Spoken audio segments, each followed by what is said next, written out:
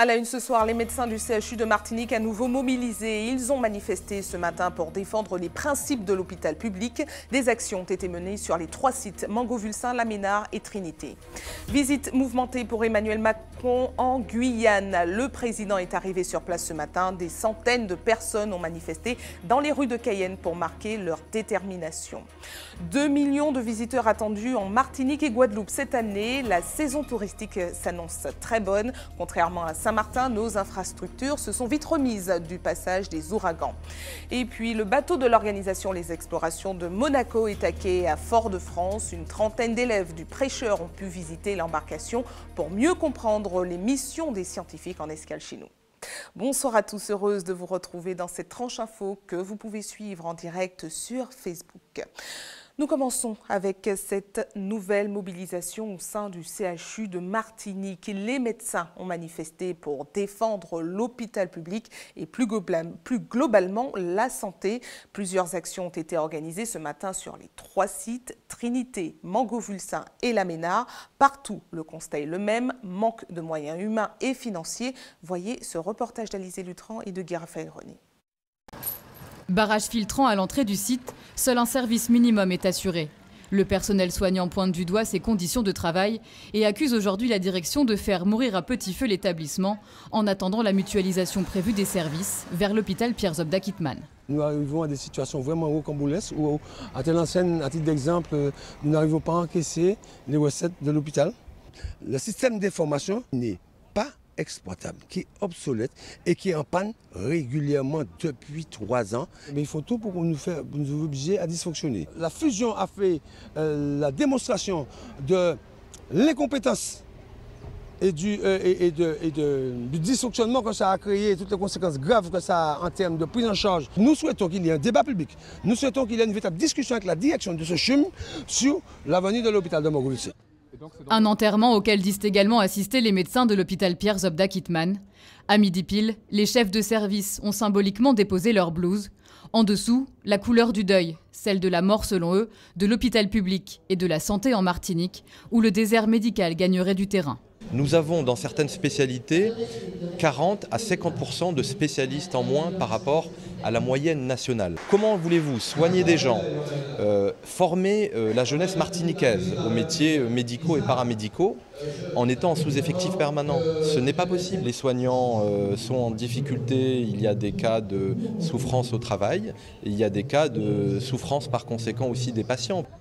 Il faut dire que chaque année, un quart de la population martiniquaise passe par le CHU, qui compte seulement 500 médecins. Nous sommes un territoire insulaire et nous sommes un territoire qui souffre d'une catastrophe naturelle ou d'une épidémie chaque année. On ne peut pas être jugé de la même façon lorsqu'on est dans la banlieue de Paris et lorsqu'on est à 7000 km. On a eu par le passé des plans centrés outre-mer, on en a eu 2, aucun n'a été respecté. On nous demande de faire des assises. Bon, on n'y croit plus. On n'y croit plus. Nous donnons le maximum pour notre population. Au bout d'un moment, c'est au gouvernement de faire sa part du travail. Même son de cloche à l'hôpital de Trinité, où seul le service des urgences est en débrayage depuis lundi. Ici, on déplore, depuis plusieurs mois déjà, une détérioration des conditions de travail et un manque d'effectifs. Un manque d'infirmiers, un manque d'AS et le respect du planning des aides-soignants. C'est pas respecté. Les repos fériés et les RTT sont utilisés comme des repos. Depuis le 31 août, on a déposé un courrier à la DRH. Jusqu'à ce jour, on n'a pas de réponse. Pour ne pas pénaliser les patients, la prise en charge est toujours assurée sur les 3 sites. Les blouses blanches attendent de toute urgence des prises de position concrètes de la part de l'État. Il était attendu de pied ferme. Le président de la République est arrivé ce matin en Guyane. Emmanuel Macron est en visite sur le territoire dans le cadre de la 22e conférence des régions ultrapériphériques. Une arrivée présidentielle accueillie par les officiels. Voyez ce reportage de Gaël Wassim et de Pierre Tréfou. C'est sous une chaleur écrasante que le président de la République a foulé le tarmac de l'aéroport Félix-Éboué en fin de matinée. Il a été accueilli avec les honneurs républicains.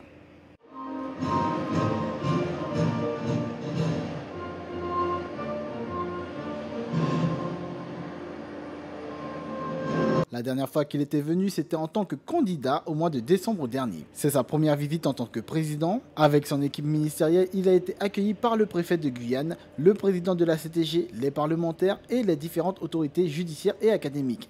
Le maire de Matoury faisait aussi partie du comité d'accueil, un honneur pour lui. C'est un honneur pour moi d'accueillir le président de la République sur le territoire communal.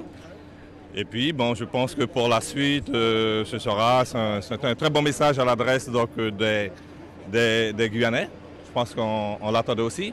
Non pas un voyage pour le plaisir, mais je pense que la population attend beaucoup de cette visite du président. L'association des maires a demandé audience auprès du chef de l'État, audience acceptée. Il devrait rencontrer Emmanuel Macron dans la soirée. Quant au député Gabriel Serville, il prendra part au dîner républicain afin d'aborder les problématiques du territoire avec le chef de l'État. Moi, je considère qu'il faut que l'on soit capable d'établir un vrai dialogue constructif avec le président. Il y a des temps forts pour ça et je ne vais pas rater l'occasion de lui rappeler ce que sont les desiderata, ce que sont les demandes de la population. Je suis un représentant de la population, un représentant de la nation. Je suis tout à fait dans mon rôle en le faisant ici. Le chef de l'État devra rester 48 heures sur le territoire. Il assistera à la conférence des régions ultrapériphériques et lancera officiellement en Guyane les assises des Outre-mer. Et le président est arrivé avec une enveloppe de 40 millions d'euros pour le développement numérique, en plus des 1,1 milliard d'euros promis dans les accords de Guyane. Sa visite ne s'est néanmoins pas déroulée sans heurts. Plusieurs centaines de personnes ont répondu à l'appel du collectif pour la Guyane décollée et ont défilé cet après-midi dans les rues de Cayenne. Reportage de Stéphane Govinda.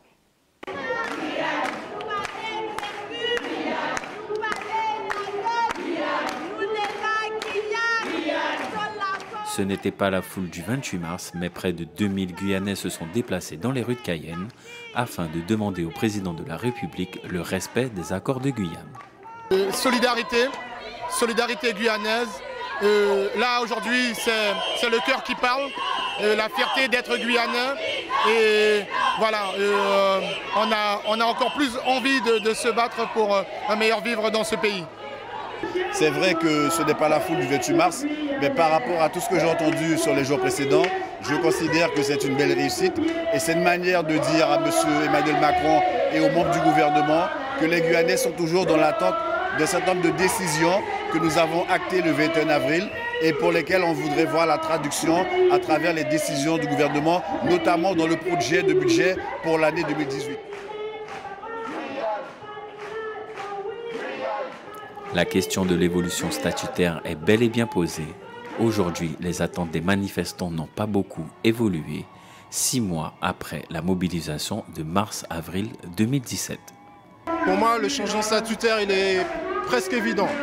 Il est presque évident dans un premier temps, parce que c'est plus une première étape. On ne peut pas mendier, on ne peut pas affronter les problématiques qui sont les nôtres aujourd'hui et rester les poings liés et les mains liées dans des problématiques d'un article 73, surtout avec les promesses que le président avait faites. Le KPLD espère être reçu par Emmanuel Macron pendant cette visite.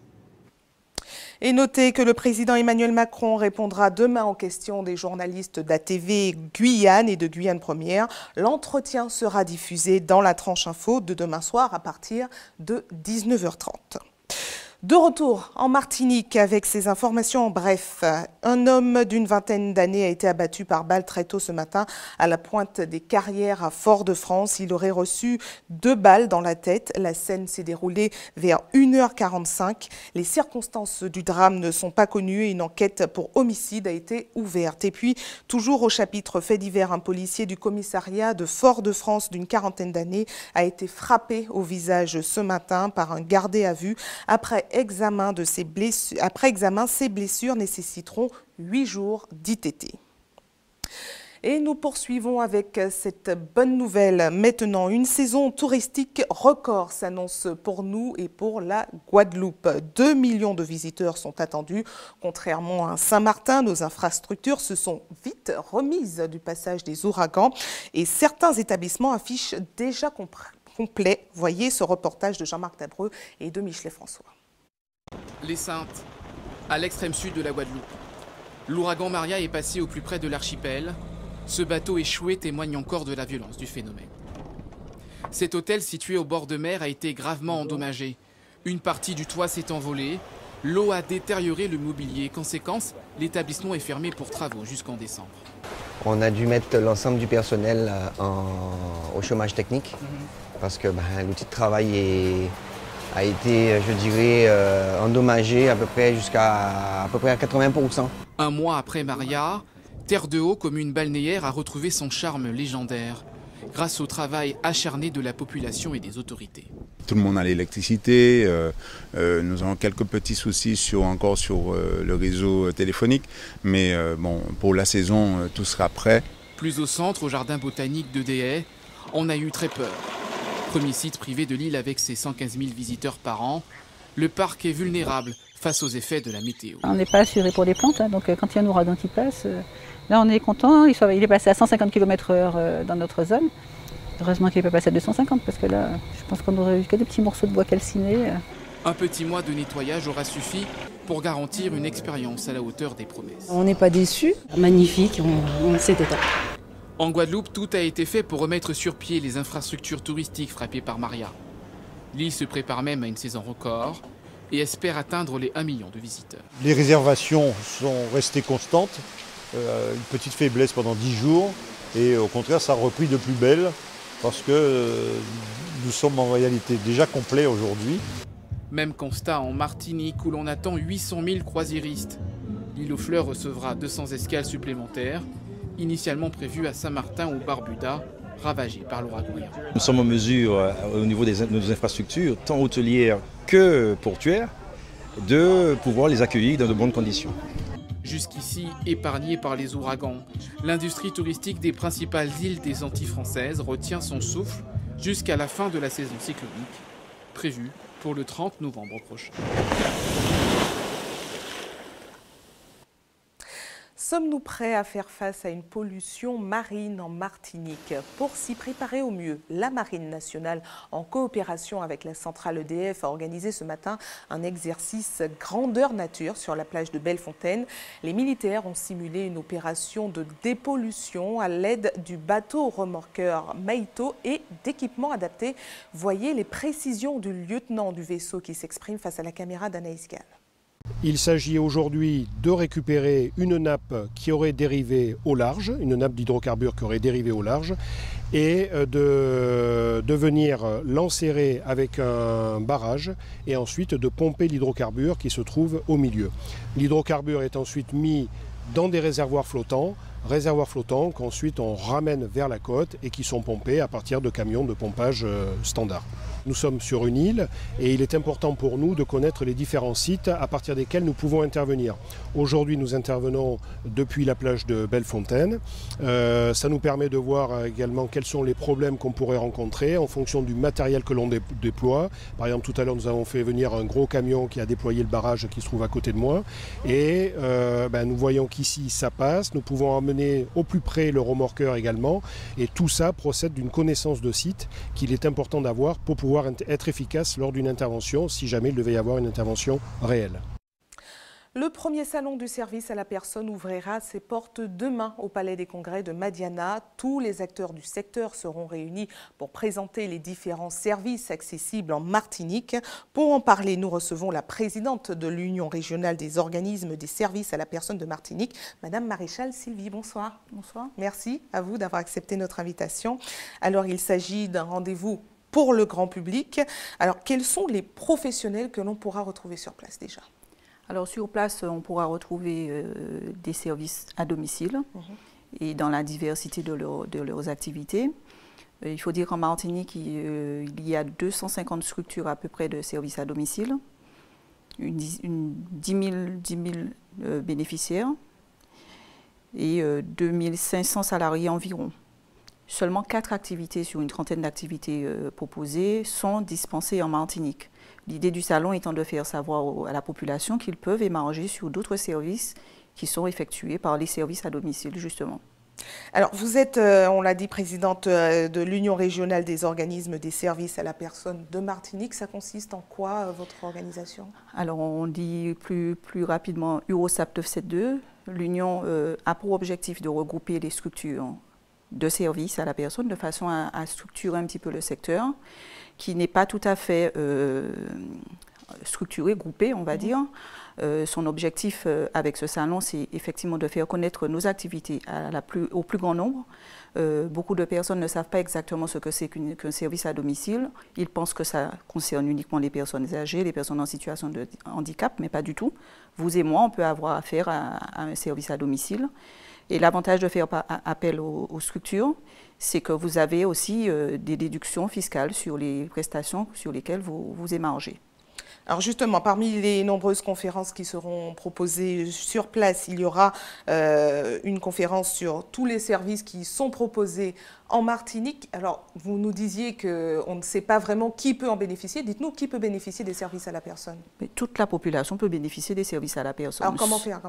Comment faire? Vous appelez, vous venez sur le salon déjà, vous allez voir, pour ceux qui ne l'ont pas encore un service, vous verrez qu'il y a toutes les structures de services à la personne, en tout cas en grande majorité, qui seront représentées sur ce salon. Est-ce qu'il y a une différence entre service à la personne et, par exemple, faire appel à une femme de ménage? La différence, c'est que la personne emploie directement son salarié avec tous les inconvénients que cela comporte. En faisant appel à une structure, elle a à sa disposition un personnel qui est remplacé, un personnel qui est formé et elle peut bénéficier d'avantages fiscaux. Très bien. Autre conférence proposée pendant les 2 jours que va durer le salon, conseil en relooking pour l'intervention à domicile. Alors celle-ci s'adresse bien évidemment à ceux qui veulent se positionner dans le service à la personne. Alors est-ce que c'est si important que ça, le look qu'on a quand on intervient au domicile des gens? J'ai envie de dire, quel que soit là où on est, le look est important. Vous savez, dans les services à la personne, moi je suis la directrice de Noradom Service. Je profite pour faire un petit coucou à mes bénéficiaires ainsi qu'à mes salariés. Et c'est vrai que c'est le premier regard qui compte. Quand vous recevez une personne chez vous, vous avez envie qu'elle soit agréable à regarder et que ça se passe très bien. Donc je pense qu'à un moment, il faut intervenir au niveau des formations des auxiliaires de vie, des aides ménagères et tout ça. Il faut intervenir sur la façon de se présenter, de se positionner sur un poste. Et à la fois au domicile des bénéficiaires.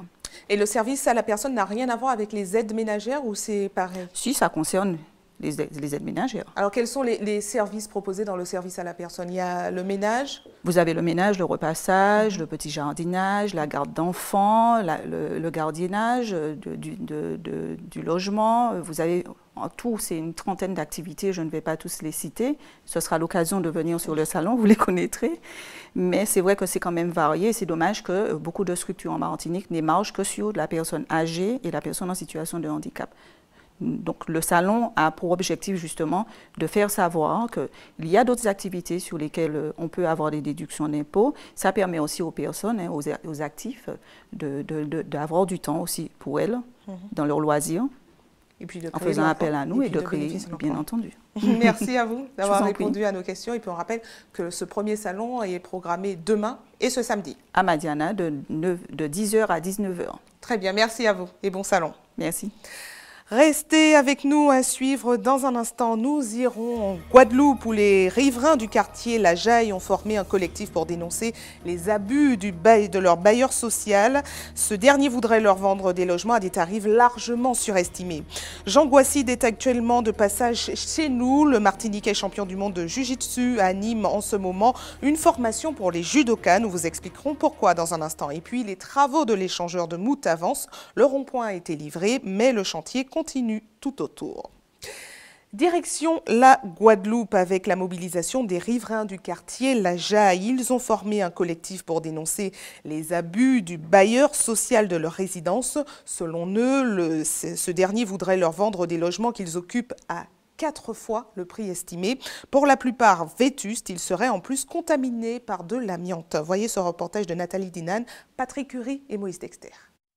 Les habitants des résidences Tous à l'ouverture, Mulâtresse Solitude et Louis Delgrès à La Jaille sont révoltés suite à la découverte d'amiante dans les logements qu'ils occupent depuis près de 30 ans. La SICOA a lancé la vente sans certaines précisions. Il n'a pas fallu plus pour qu'ils se rendent en mairie pour faire toute la lumière sur cette affaire. Ces 3 lotissements sont bourrés de problèmes, d'accord? Absence de permis de construire, absence de certificat de conformité, absence d'achèvement de travaux. Et voilà. On est dans des lotissements qui n'existent pas, on n'existe nulle part. Et nous apprenons maintenant, après 29 ans, qu'on a été exposé à de l'amiante. Nous avons fait des travaux, qu'il y en a dans les surfaces planes, qu'il y en a en fait sur le carrelage, qu'il y en a dans les salles de bain. Donc qu'est-ce que la CICOA nous répond? Aujourd'hui, ils nous disent quoi? Pour nos familles, pour nos enfants qu'on a exposés, pour nous. Ils nous ont exposés pendant 29 ans. Ils nous disent quoi aujourd'hui? Beaucoup de questions restent en suspens, tant sur les risques encourus lors d'une longue exposition à l'amiante que sur la conformité des logements. Aidés du collectif de défense mobile, les résidents de la Jaille exigent des réponses à toutes ces interrogations. Depuis décembre qu'on a appris que la CICOA voudrait vendre, depuis là, on a essayé de faire des choses correctement. On dit, voilà, puisque on vous dit qu'il y a de l'amiante, ça fait 25 ans qu'on est là-dessus. Donc notre santé, c'est avant tout quelque chose d'extraordinairement important. Les logements ne sont pas dans les normes. Les logements possèdent du thermite. Et les termites, normalement, vous devez absolument faire en sorte de l'enlever. Ces bémaotiens excédés ont obtenu un entretien avec une délégation municipale. Une rencontre est prévue dans les prochains jours avec toutes les parties. Le Martiniquais Jean Gouasside, champion du monde de Jiu-Jitsu, est de passage au pays. Il anime en ce moment une formation pour les judokas. Ses conseils sont accueillis avec beaucoup d'attention. À partir du 1er janvier prochain, les bases du Jiu-Jitsu seront obligatoires pour les changements de dan. Reportage de José Le Cherti. Donc on va travailler au niveau des jambes. Jiu-Jitsu, il n'y a pas de réglementation, contrairement au judo, sans le kumikata. Judo, maintenant je prends le pantalon, c'est une fois chez nous, deuxième fois sans... Le Jiu-Jitsu est le prolongement naturel du judo. Basé sur le self-défense, sa pratique nécessite quelques notions élémentaires à la bonne compréhension des mouvements. La frontière entre le judo et le Jiu-Jitsu est très minime. Le Jiu-Jitsu, ce n'est que du judo. On travaille sur les mêmes bases. La partie pied-point, elle est similaire sur du kumikata, sur du déplacement. Il y a juste 2-3 notions de karaté à voir, mais qui sont vraiment très très simples à avoir. Et on retrouve tout à fait le judo dans le combat du Jiu-Jitsu. Originaire de la Martinique, Jean Gouasside est champion du monde et vice-champion d'Europe dans la discipline. Pour lui, c'est un devoir de transmettre ses connaissances lors de ses visites au pays. Je viens assez régulièrement et j'ai un réel plaisir de partager et de montrer toutes les connaissances, tout ce que je sais, ramener un peu de nouveauté pour les jeunes ici et qui n'ont pas forcément le voyage pour aller rencontrer d'autres personnes, d'autres judokas, d'autres jujitsukas. La formation qu'il dispense est très technique, une vraie opportunité pour ces judokas venus des 4 coins de la Martinique. Ça me permet d'avoir plus de connaissances au niveau de mon sport et puis ça me servira pour passer ma ceinture noire plus tard. C'est plus rapide, les techniques sont différentes aussi parce que le combiné en fait est différent par rapport à ce qu'on fait d'habitude. Donc ça nous apporte vraiment un plus. Ça me permet de m'améliorer et d'en savoir un peu plus chaque jour. Il développe en même temps les techniques et l'arbitrage. Et ça c'est très important parce que effectivement on peut faire des erreurs en fighting et puis perdre un combat bêtement. Donc en fait c'est très complet, très technique. Comme ça n'y paraît pas, c'est très physique. Super. Une formation à domicile qui n'est pas que pour le plaisir. À partir du 1er janvier 2018, le Jiu-Jitsu sera obligatoire pour le passage de grade de judo. Nous vous l'annoncions ce mardi, des scientifiques de l'expédition Les Explorations de Monaco sont en escale en Martinique. Leur bateau est actuellement à quai au port de Fort-de-France et les élèves du prêcheur ont pu le visiter pour comprendre l'enjeu de leur mission. Je vous rappelle qu'il s'agit d'étudier les océans aux 4 coins du globe. Reportage d'Anaïs Gall. Est-ce que vous pensez que c'est possible, selon vous, de traverser un océan à la rame? Certains le croyaient impossible, et pourtant, elle l'a fait. Maude Fontenoy est la première femme à avoir traversé 2 océans à la rame, seule dans son embarcation. Un voyage qui a renforcé son amour pour le Grand Bleu et qu'elle souhaite transmettre à la jeune génération. C'est très important pour nous et pour la Terre.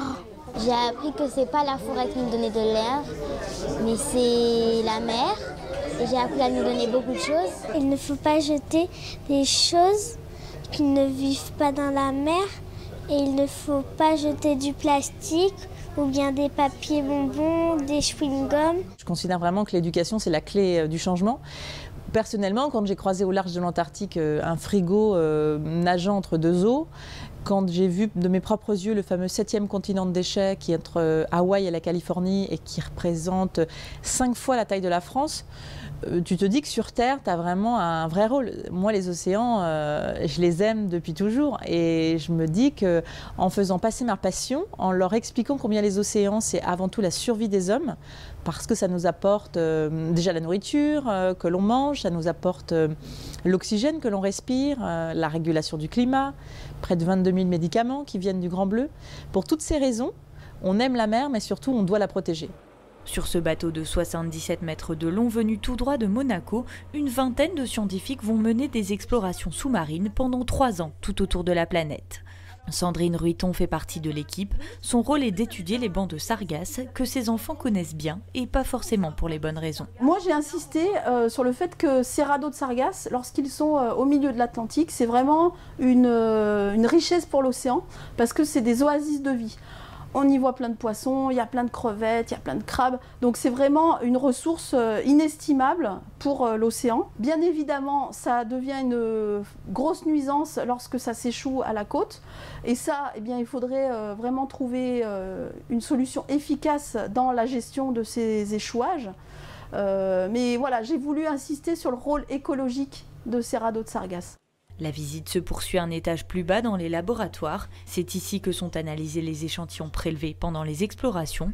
En la matière, la zone Caraïbes offre de nombreuses richesses. Les espèces de coraux en Caraïbes sont très différentes des autres espèces du Pacifique. Donc c'est très intéressant à étudier. Également, il y a des monts sous-marins, et notamment au nord de la Guadeloupe, qui sont intéressants à étudier puisqu'on ne connaît rien sur la faune planctonique qui existe. Direction enfin le poste de navigation. Cette carte retrace l'itinéraire parcouru. Depuis son départ en juillet, à chaque escale, le Yersin propose des visites aux enfants. Une fierté pour le commandant du navire. Aujourd'hui, quand le prince de Monaco s'implique dans une mission scientifique, quand il s'implique dans une problématique comme les sargasses qui frappent la Martinique, il s'implique pour les enfants, car c'est les enfants de demain qui seront là et qui pourront continuer d'agir selon des choses qui leur ont été montrées, expliquées grâce à Monaco. L'équipage du Monaco Exploration s'établit pour 3 mois en Martinique afin d'étudier les fonds marins de la Caraïbe, avant de poursuivre son périple dans le Pacifique Sud, au large de la Colombie. C'est le moment de jeter un coup d'œil sur vos quartiers. Nous passons à notre JT des communes.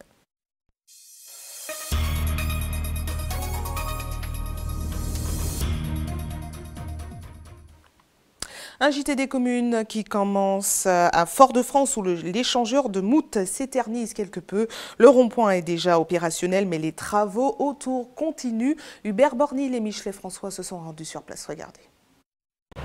Voilà qui devrait à terme, en tout cas on le souhaite, améliorer le confort des usagers de la route ici sur cette route de religieuse RD 41. Mais pour l'instant on peut dire qu'il y a quelques critiques à cause des retards pris par les travaux. Tous ceux qui empruntent cet axe routier ont récemment pu découvrir le nouvel échangeur, un endroit particulièrement accidentogène, point d'accès à la résidence Morne-Vanier et le terrain Fantaisie en face. Aujourd'hui, les travaux sont en cours, donc nous sommes dans un aménagement provisoire et depuis 3 mois où cet aménagement provisoire a été réalisé, le comportement des usagers a changé et de plus, nous avons dénoté aucun accident. Les travaux ont débuté en décembre 2016, prévus initialement sur 5 mois. On en est encore là aujourd'hui, avec en plus l'exaspération de certains riverains. Il y a des moments, des heures quand même, je pense qu'on aurait pu gérer les travaux. Bon, de jour et de nuit. Pourquoi? Choisir des heures, parce qu'il y a des moments où vous avez fait un petit sieste, on ne peut pas. Il est temps que ça se termine. Maintenant, bon... Vous savez, c'est contraignant, vous avez pu voir vous-même, regardez, il n'y a pas de passage, les voitures font carrément de l'autre côté, la route elle est complètement fermée, toujours fermée, donc baisse de chiffre d'affaires, les clients ils sont aigris. C'est le cas sorti, il y a un enchaînement, hein? Mais je pense que c'est là où finit ça est meilleur. Ça a pris du retard. Sur l'affiche, c'était prévu fin juillet. Mais comme les crédits sont débloqués au fur et à mesure, donc voilà, mais ça devrait mieux aller parce que pour sortir des résidents, ce n'est pas évident. L'ingénieur de la CTM nous explique qu'il y a eu des arrêts sur le chantier dus aux entreprises. En plus, sur le terrain, quelques contraintes sont apparues. On est en train de repasser l'ensemble des réseaux eau potable, eau pluviale, France Télécom, TV Câble, EDF, de façon à remettre en état ce tronçon de route. Et nous allons refaire aussi tout ce qui est cheminement piéton, de façon à terminer intégralement la voirie routière. Pour l'heure, les travaux avancent bien et tout devrait être fini dès le mois prochain. En attendant, les voisins du chantier doivent prendre leur mal en patience. Comme on le voit, il y a encore quelques frustrations à cause de ces travaux, mais les plus optimistes pensent que ça ira beaucoup mieux après. Information pratique avant de refermer cette édition à l'attention de ceux qui souhaitent faire un don de sang demain. Notez qu'une collecte sera organisée de 13h à 18h sur le parking de la Grande Récré à Cocotte-du-Cos. Et puis comme chaque jour ouvré, une équipe sera également à votre disposition de 9h à 16h à la maison du don au CHU Pierre-Zobda Kittmann au quartier La Ménard à Fort-de-France. Et c'est la fin de votre journal local et régional. Mais ne bougez pas. On se retrouve dans une poignée de secondes avec Régine Germani en Tchèque. À tout de suite.